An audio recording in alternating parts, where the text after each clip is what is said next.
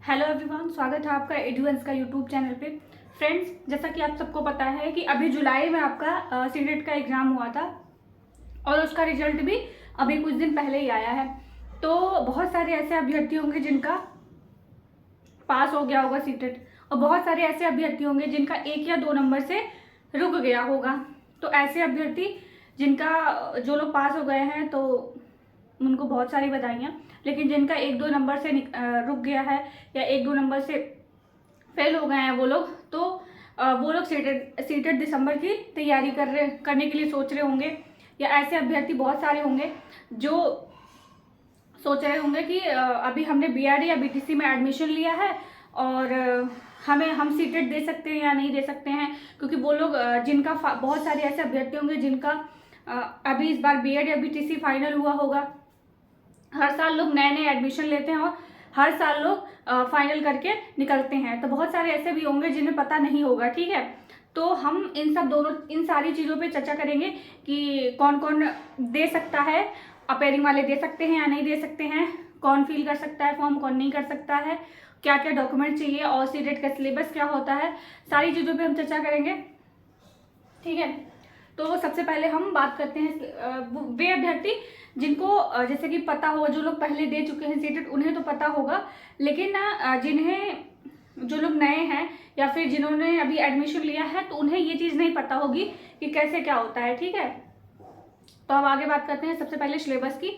तो ये सिलेबस जैसा कि आपका यूपी टेट का होता है, सेम आपका सीटेट का होता है। 5 सब्जेक्ट उसमें भी होते हैं, 5 इसमें भी होते हैं। पहले हम सिलेबस की बात करते हैं। ठीक, तो सिलेबस में आपका लैंग्वेज 1 होती है, लैंग्वेज में हिंदी में ले लिया। ठीक, सेकंड हो गया आपका संस्कृत या इंग्लिश, आप कुछ भी ले सकते हो, उर्दू।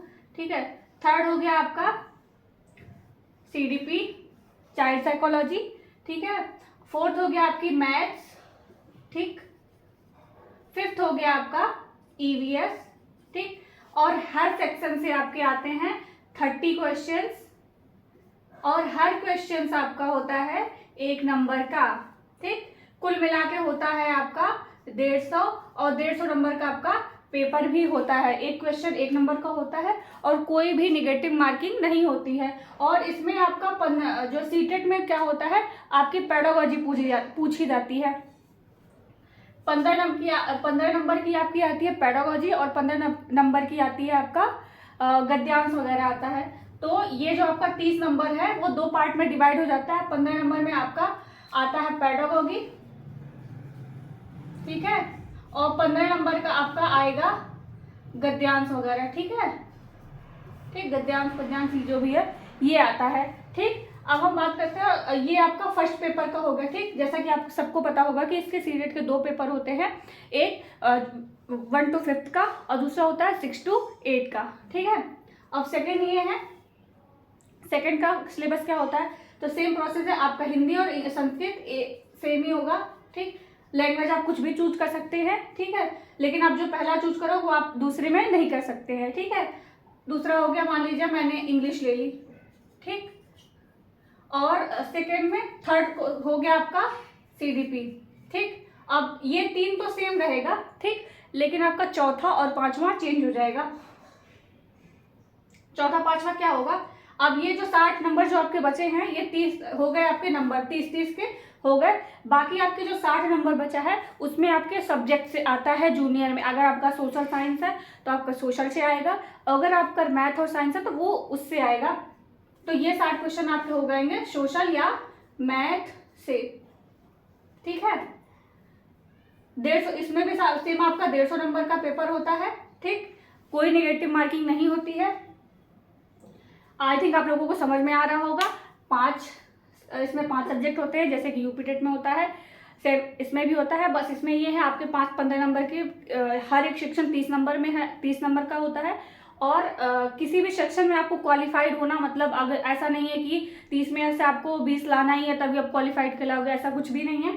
ठीक है, हर सेक्शन आपका 30 नंबर का है और 15-15 नंबर में विभाजित है, यानी कि 15 नंबर के आसपास आपका वो गद्यांश आता है और 15 नंबर का आपका है पेडागोजी। ठीक है, अब एक और चीज़ पे चर्चा हो रही है कि अगले सीटेट पे जो नेक्स्ट सीटेट है क्या उसके 3 पेपर होंगे।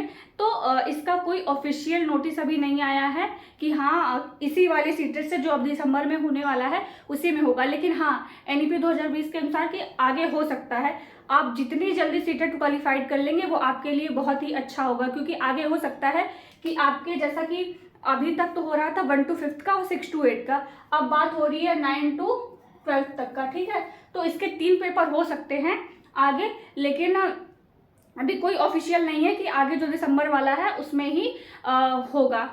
ठीक है, तो जल्दी जल्दी आप लोग कर लीजिए सीटेट क्वालिफाइड। ठीक है, हो सकता है, लेकिन अभी कोई मतलब इस नोटिस नहीं आई है कि अभी दिसंबर वाले से ही स्टार्ट हो जाएगा, लेकिन हाँ हो सकता है। आगे हम बात करते हैं अपेयरिंग वाले भर सकते हैं या नहीं।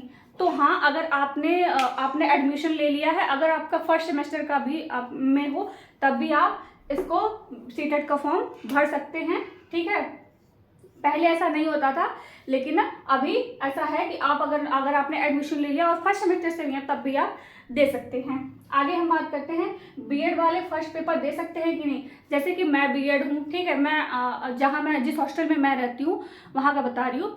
तो यहाँ पे क्या है, एक मेरे साथ जो दीदी रहती हैं, ऊपर रहती हैं, तो उन्होंने, वो भी बीएड है, तो उन्होंने भी फॉर्म भरा था। ठीक, मैंने इस बार नहीं भरा था, उन्होंने फॉर्म भरा था, उन्होंने पेपर भी दिया। ठीक है, फॉर्म तो वो लोग भरने देते हैं, लेकिन आपका जो रिजल्ट आएगा बीएड वालों का, वो आपका फर्स्ट पेपर का आपका रिजल्ट नहीं आएगा। अगर आप फर्स्ट और सेकंड पेपर दोनों का भर रहे हो तो आपको एग्ज़ाम भी, फॉर्म का पैसा भी लेंगे, आपका सब कुछ होगा, लेकिन आप एग्ज़ाम भी देने जाओगे। लेकिन बस वही है, जब आप रिजल्ट देखेंगी तो आप फर्स्ट और सेकंड में से आपका सिर्फ सेकंड का रिजल्ट आएगा। उन्होंने भरा था, वो एग्ज़ाम भी देने गई, लेकिन उनका रिजल्ट आया था सिर्फ सेकंड का। ठीक है, तो वो लोग एग्ज़ाम फॉर्म तो भरने देते हैं, आपकी फ़ीस भी कटेगी सब कुछ, लेकिन आपका रिजल्ट नहीं आएगा। तो बीएड वाले फर्स्ट पेपर ना ही भरे तो अच्छा है। मैं भी बीएड हूँ तो मैंने भी नहीं दिया, मैंने बहुत पहले का दिया, मेरा क्वालिफाइड है। तो मैंने बहुत सारी चीज़ें जो भी मैंने आपको बताया वो सब क्लियर हो गया है। और अगर आपको किसी चीज़ का डाउट लगता है तो आप मुझे अलग से कमेंट बॉक्स में पूछ सकते हैं, मैं कोशिश करूंगी आप लोगों के सवालों का जवाब देने का। और अगर मेरी वीडियोस आप लोगों को थोड़ी सी भी हेल्पफुल लगती है तो मेरे चैनल को सब्सक्राइब करें, एक प्यारा सा कमेंट करें, ताकि मैं आप लोगों के लिए और कुछ अच्छा करूँ। ठीक है, अगर आप लोगों को कोई डाउट रहता है तो मुझसे कमेंट करें, मैं बताने का प्रयास करूँगी। ठीक है, मिलते हैं नेक्स्ट वीडियो में। Thanks for watching.